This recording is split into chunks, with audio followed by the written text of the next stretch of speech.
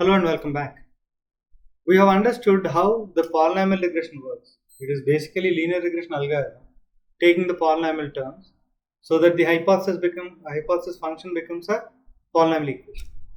So I would like to show the difference between the linear model and the polynomial model visually on the same data sets, the small data set. If you try to build a linear model, it looks like this yellow line. If you build a polynomial model, it looks like this red line, right?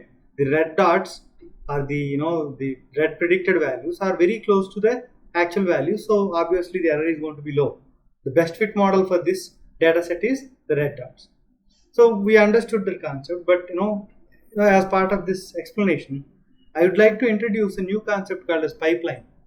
In scikit-learn, we have a class called pipeline. In general, in data mining concepts, pipeline means sequence of steps for doing data pre-processing.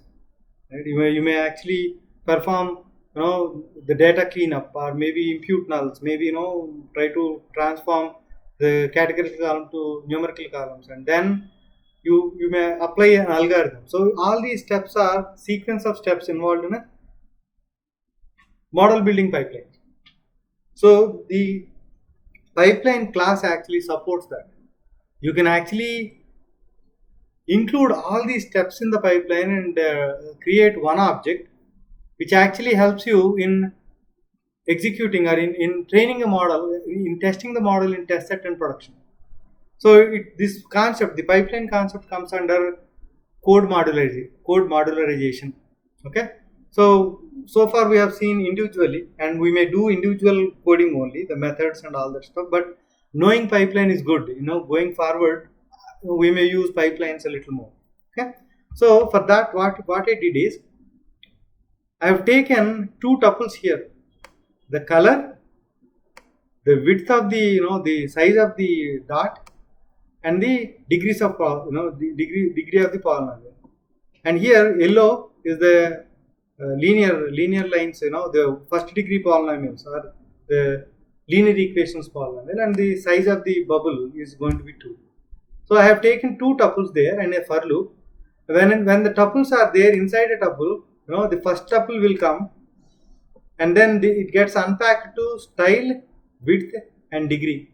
The style is going to be R, the red color, the width is going to be 2, and degree is going to be 2. And then we used the polynomial features class. What happens when you use polynomial features class and pass 2 to the degree? It creates 3 terms. If bias term is equal to true, if bias term is equal to false, it's going to create 2 terms only, x and x square, no x0. Okay? Because bias term gets created only when you pass x0 to the data, to the class, the polynomial features class. So it is going to create 2 terms there, x and x square. I have taken linear regression algorithm.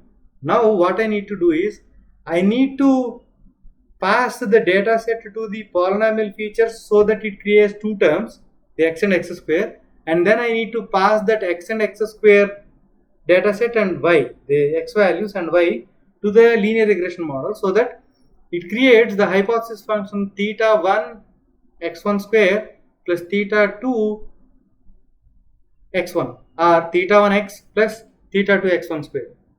Okay. So to do that, I need to fit the model, right? Before I fit the model, if you see this, right, I have created a pipeline where I passed steps. The first step is converting my data to polynomial features. The polynomial features class I passed as a step, and this is just a variable name. And then linear regression is another variable name, and I passed this object also. So I have passed in the pipeline. There are 2 steps. One, converting my data to polynomial features. Second, the linear regression algorithm, right?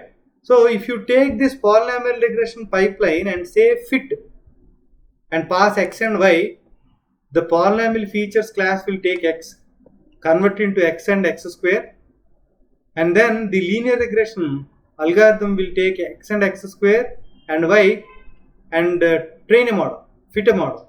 Okay. After that, this polynomial regression, if you say predict, it is going to call only the linear regression model, right? And it will predict. Using those predicted values, I actually plotted the dots, red dots. And then the next thing is, it is going to take the y to 1. Y is the style, 2 is the width, and 1 is the degree. And it's going to pass it to the polynomial features, right, the object with degree 1, and then it will create a new fresh linear regression class object, and then it's going to create a pipeline with polynomial features, that is 1 degree polynomial, that's nothing but linear regression and linear data set, and then linear regression class. And then when I say fit, it's going to pass x and y, fit the model, right? It is going to transform the data with the polynomial features, and then it's going to pass the data to the linear regression and fit it. Once the polynomial regression, that pipeline has got both, right, the transformed data and fitted, you can use predict method. Wherever the predict method is there in this pipeline, it will actually do prediction. So polynomial features will not have a predict method, only predictors will have predict method. The linear regression is a predictor class, so it's going to call the predictor class and then predict it, and it's going to do the yellow dots. So the pipeline is very useful. If you have 100 steps, right, in our previous example we have actually now corrected the quality issues with lines of code, then we fixed nulls, then we actually transformed our categorical column to numerical columns. If you can create all these modules as custom transformers or transformers, you can put them all in as steps here, and in a single shot you can say the pipeline.fit and then pipeline.predict. Even on test set also you can do the same thing. No need to copy paste all the code and do it.